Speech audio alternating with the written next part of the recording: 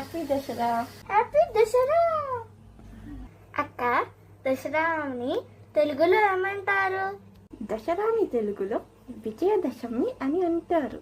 విజయదశమి అంటే అర్థం ఏమిటి? హిందూ క్యాలెండర్ ప్రకారం ఒక మాసంలో 2 పక్షాలుంటాయి. ఒక పక్షంలో 15 రోజులుంటాయి. ఇప్పుడు అవేంటో చూద్దాం. పాడ్యమి, విదియ, తదియ, చవితి, పంచమి, షష్ఠి, సప్తమి, అష్టమి, నవమి, దశమి, ఏకాదశి, ద్వాదశి, త్రయోదశి, చతుర్దశి, పౌర్ణమి లేదా అమావాస్య. విజయదశమి.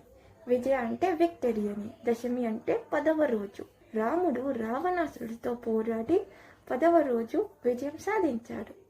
అందుకే దీనిని విజయదశమి అని, రావణాసుని కాల్చి మనం సెలబ్రేట్ చేసుకుంటాం. అదేవిధంగా మా దుర్గ మహిషాసురుని పైన 9 రోజుల పాటు యుద్ధం చేసి గెలుస్తుంది. అందుకే వీటిని నవరాత్రులుగా మనం సెలబ్రేట్ చేసుకుంటాము. ఇలా మనకు హిస్టరీలో చెడుపైన విజయం సాధించినట్లు 2 స్టోరీస్ ఉన్నాయి. అందుకే మనము వీటిని విజయదశమిగా సెలబ్రేట్ చేసుకుంటాము.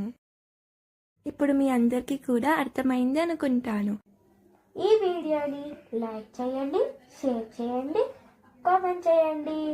మరిన్ని వీడియోస్ కావాలంటే మన ఛానల్ని సబ్స్క్రైబ్ చేసుకోండి, అలాగే ఫాలో అవ్వండి.